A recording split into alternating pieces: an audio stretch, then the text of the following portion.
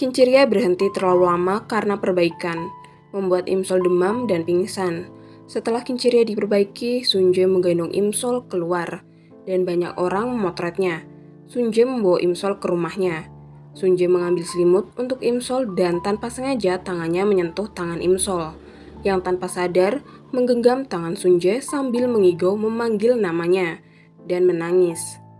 Sunje mengusap air matanya. Tiba-tiba, Jono datang membawa obat dan bertanya mengapa Imsol tidak dibawa pulang, mengingatkan bahwa seharusnya Sunje tidak berduaan dengannya. Pagi harinya, keadaan Imsol membaik. Sadar berada di rumah Sunje, ia bergegas pergi, namun bertabrakan dengan Sunje. Sunje menjelaskan bahwa ia membawa Imsol ke rumahnya karena rumahnya lebih dekat dari taman hiburan, dan antrian di rumah sakit terlalu panjang. Imsol berterima kasih, meskipun ia harus pergi. Namun, sepatunya tidak ada. Sunje mengaku meninggalkan sepatu Imsol di taman hiburan, dan menyuruh manajernya mengambilnya. Sambil menunggu, Sunje mengajak Imsol sarapan. Di meja makan, Imsol ingin menanyakan kalung di lehernya, namun mengundurkan niatnya. Sunje menyarankan agar Imsol tidak keluar dari perusahaan, mempertanyakan apakah Imsol akan mengabaikan mimpinya membuat film. Imsol menyatakan impian lain, yaitu melihat pria yang dicintainya hidup sehat dan bahagia. Saat ditanya siapa pria itu, Imsol menjawab rahasia. Imsol menegaskan bahwa semua hal saling terhubung. Setelah makan, Sunje yang akan mengantar Imsol pulang. Ternyata sengaja menyembunyikan sepatunya agar Imsol tidak melarikan diri. Sementara itu, Taesung yang berada di apartemen meminta rekaman CCTV karena penguntit hampir diculik Susilo di sekitar tempat itu. Secara tak sengaja, ia bertemu dengan Imsol dan Sunje, lalu menanyakan mengapa Imsol bersama Sunje. Imsol beralasan bahwa mereka rekan bisnis yang sedang membahas pekerjaan, dan Sunje akan berperan di filmnya.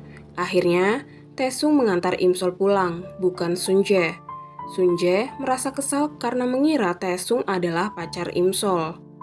Di kamar, Sunje mengingat momen saat Imsol menggenggam tangannya. Karena kesal, ia ingin mencuci spray yang dipakai Imsol, namun melihat obat yang seharusnya diberikan kepada Imsol. Jono datang dan menanyakan apa yang dilihat Sunje. Sunje menjelaskan bahwa ini masalah besar karena Imsol sakit tapi meninggalkan obatnya. Sunje merasa terlalu lelah untuk mengantarkan obat itu sendiri. Jono menawarkan diri untuk mengantarkannya, tetapi Sunje menghalanginya, beralasan bahwa waktu kerja Jono telah habis. Akhirnya, Sunje memutuskan untuk mengantar obat itu sendiri dan menyuruh Jono pulang.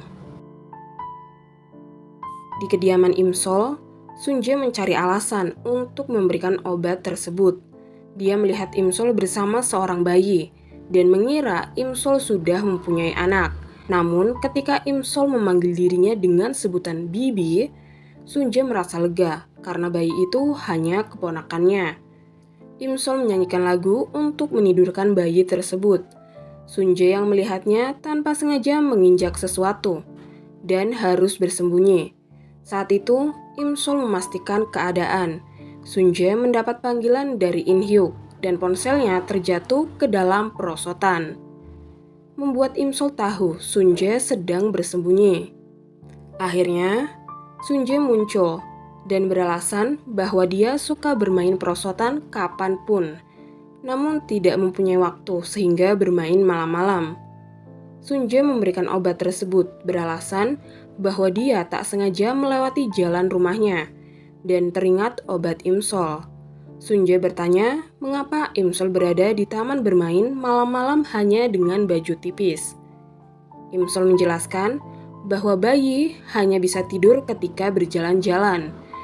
Namun, bayi tersebut malah menangis. Sunje bertanya apakah Imsol belum pernah menenangkan anak sebelumnya.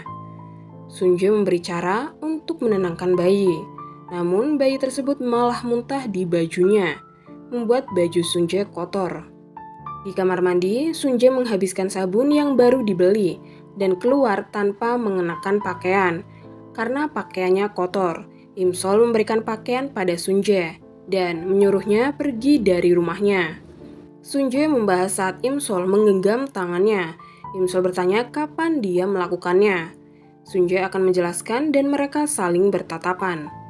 Di saat yang sama, ibu Imsol dan nenek yang baru saja dari sauna bertemu dengan Pak Genduk. Mereka membicarakan anak-anak mereka, dan Ibu Imsol ingin menjodohkan putrinya dengan putra Pak Genduk, yang selama ini tidak pernah berkencan. Namun, Pak Genduk menolak, beralasan bahwa selera wanita Sunje tinggi. Kesal, Ibu Imsol mengatakan mungkin nanti Sunje yang akan tergila-gila pada putrinya. Pak Genduk berpendapat bahwa jika itu terjadi berarti putranya sudah gila. Setelah itu, mereka kembali ke rumah. Imsol bergegas menyembunyikan Sunje di kamarnya dan mengambil sepatunya. Beruntung, ibu dan neneknya tidak curiga. Imsol pun segera masuk ke kamarnya, beralasan ingin beristirahat. Di kamar, Imsol mengatakan bahwa Sunje harus menunggu 10 menit hingga ibunya tidur. Lalu Sunje bisa pergi. Sunje melihat arloji Imsol dan ketika Imsol mengambilnya, arlojinya jatuh dan rusak. Sunje berniat memperbaikinya tetapi Imsol menolak dan tanpa sengaja memegang tangan Sunje. Menyadari hal itu, Imsol segera melepaskannya. Sunje memasukkan arloji ke kantongnya sambil tersenyum. Sunje melihat foto Imsol mengenakan seragam SMA. Imsol bergegas menutupi foto itu, tetapi saat Sunje memuji kecantikannya, Imsol merasa malu dan membiarkannya. Sunje bercanda menyebut seragam yang cantik. Imsol merasa malu dan mengatakan seragamnya memang cantik. Sunje terus melihat foto itu, membuat Imsol bertanya apakah Sunje maniak seragam. Sunje menjawab bahwa Imsol yang cantik, bukan seragamnya. Imsol terkejut dan mengeluarkan suara, sehingga Sunje membungkamnya agar tidak ketahuan. Ibu Imsol yang mendengar suara itu mengira putrinya sedang menelpon dan menyuruhnya cepat tidur. Setelah ibunya tidur, Imsol menarik tangan Sunje keluar. Sunje berkomentar bahwa Imsol sepertinya terbiasa menggenggam tangannya. Imsol melepaskannya dan membukakan pintu untuk Sunje. Di pintu, ingatan Sunje melayang ke masa saat ia mencium Imsol, membuatnya terkejut. Sunje kemudian pergi dari rumah Imsol, dan ternyata Susilo sedang mengintai di sana. Di kantor polisi, Taesung mendapat rekaman CCTV yang mengungkapkan bahwa Susilo adalah sopir taksi. Mereka membutuhkan plat nomor taksi tersebut. Mobil Sunje berpapasan dengan taksi Susilo, memungkinkan mereka untuk meminta rekaman CCTV dari dashboard mobil Sunje. Taesung meminta bantuan In Hyuk untuk menemui Sunje, yang sedang bingung apakah dia membayangkan mencium Imsol atau memimpikannya. Sunje menyadari bahwa itu bukan mimpi atau ilusi. In Hyuk penasaran apakah Sunje berkencan dengan Imsol. Sunje menjelaskan bahwa saat bersama Imsol, dia mengingat potongan-potongan ingatan seperti menonton film, dan emosinya naik turun. In Hyuk menyimpulkan bahwa Sunje mencintai Imsol. Kemudian, In Hyuk menyampaikan niatnya jika Taesung ingin bertemu. Mereka bertiga bertemu, dan Taesung menjelaskan bahwa dia membutuhkan rekaman CCTV dashboard mobil Sunje, karena penggemarnya hampir diculik oleh Susilo. Mereka butuh plat nomor taksinya untuk menangkapnya. Dan Sunje setuju memberikan rekaman itu. Taesung bertanya, "Ku dengar kamu akan memerankan peran di film Imsolku." Sunje mengonfirmasi, tetapi bertanya mengapa Taesung menyebutnya Imsolku. Taesung menjawab bahwa dia hanya terbiasa. Kopi yang mereka pesan tiba. Kopi itu sangat panas sehingga In Hyuk kesakitan. Tetapi Sunje dan Taesung tidak merasakan panas dan saling menatap tajam sambil menghabiskan minuman. In Hyuk yang melihat itu berkata Ada apa dengan kalian? Kalian adalah temanku, berarti kalian juga berteman, dasar gila. Di kantor, Jeng Mira terus menangis karena Imsol berhenti. Akhirnya, Imsol memutuskan untuk menunda pengunduran dirinya hanya sampai perusahaan mendapatkan penggantinya. Mereka bertemu dengan Sunje untuk membahas film tersebut. Sunje ingin mengubah akhir cerita karena dia tidak menyukainya. Dia ingin akhir yang romantis, di mana pria kehilangan ingatan tentang wanita yang dicintainya, bertemu dengan wanita itu, dan jatuh cinta lagi. Namun, Imsol tidak setuju. Merasa itu terjebak dalam takdir yang buruk.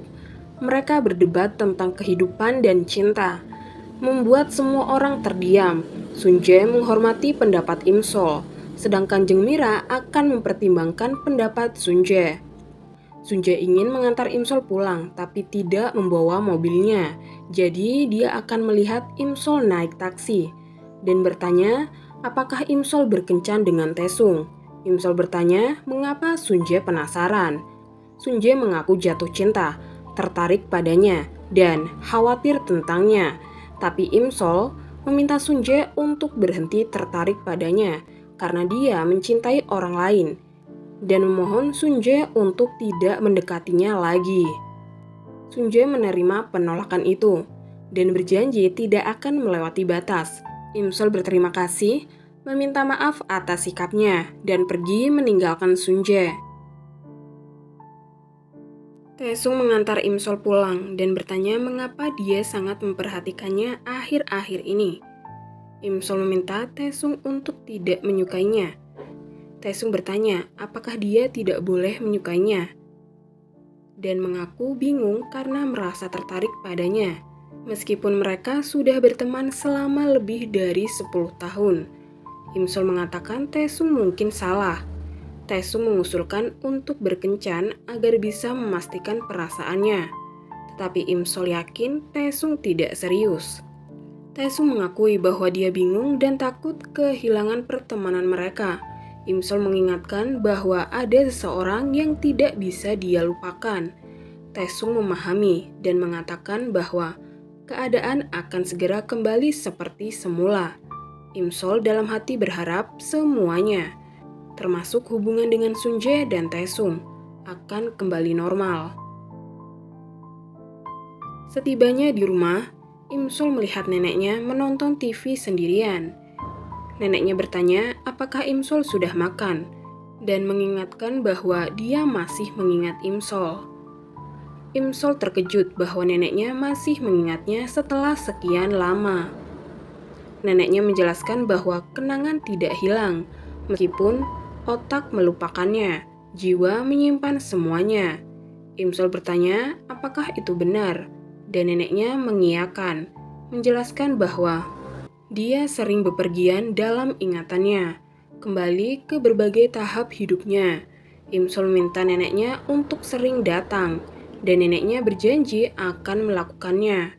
Imsol kemudian memeluk neneknya. Di kantor polisi, Taesung beberapa hari lalu menyerahkan rekaman CCTV dashboard mobil Sunje ke Badan Forensik Nasional. Hari ini, hasilnya keluar, lengkap dengan nama perusahaan taksinya. Taesung melihat laporan tersebut. Di tempat lain, Sunje bertemu dengan Jeng Mira dan Rizal untuk membahas syuting film yang akan dilaksanakan tahun depan, sambil menggenggam arloji milik Imsol yang sudah diperbaiki. Sunje menyela pembicaraan dan menanyakan kapan Imsol akan datang. Rizal menjawab bahwa dia akan bertanggung jawab atas proyek ini karena Imsol sudah meninggalkan perusahaan. Terkejut, Sunje mengatakan dia meninggalkan perusahaan. Jeng Mira menjelaskan bahwa dia berusaha keras menghentikan Imsol, tetapi Imsol ingin belajar film dengan benar dan memutuskan untuk berhenti. Sunje kemudian bertanya-tanya bagaimana dia bisa mengembalikan arloji Imsol dan merasa bahwa dia mungkin tidak akan pernah melihatnya lagi. Saat hendak menaiki mobil, Sunje tiba-tiba teringat lagu Sonaki dari naskah dan mulai menyanyikannya. Jeng Mira mengirim pesan kepada Imsol, mengatakan bahwa Sunje mengerjakan lagu di proposalnya dan mengirim versi panduannya untuk didengarkan. Imsol bertanya-tanya mengapa Sunje menyanyikan lagu itu. Dia kemudian mengingat perkataan neneknya tentang kenangan yang tidak akan menghilang. Semuanya membekas di jiwa. Imsol mendengarkan lagu tersebut sambil menangis, karena sudah lama tidak mendengarnya.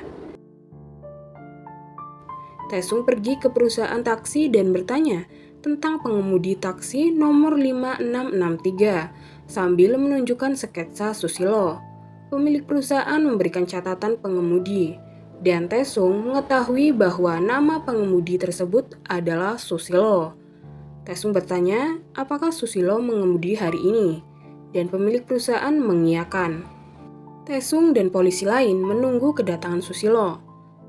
Seorang polisi mengatakan bahwa surat perintah penangkapan untuk Susilo sudah dikeluarkan, dan mereka telah meminta bantuan tambahan. Taesung mengatakan mereka hanya perlu menangkap Susilo saat dia datang. Polisi tersebut juga menjelaskan bahwa Susilo memiliki catatan kriminal. Pernah dipenjara 6 tahun atas percobaan pembunuhan pada tahun 2008, dan polisi yang menangkapnya adalah ayah Taesung. Taesung terkejut mendengar hal ini. Ketika Susilo datang, Taesung segera menghampirinya untuk berbicara. Menyadari Taesung adalah polisi, Susilo melarikan diri dengan taksinya. Taesung dan polisi lain mengejarnya, meminta bantuan tambahan untuk menangkap Susilo yang melarikan diri dengan kecepatan tinggi.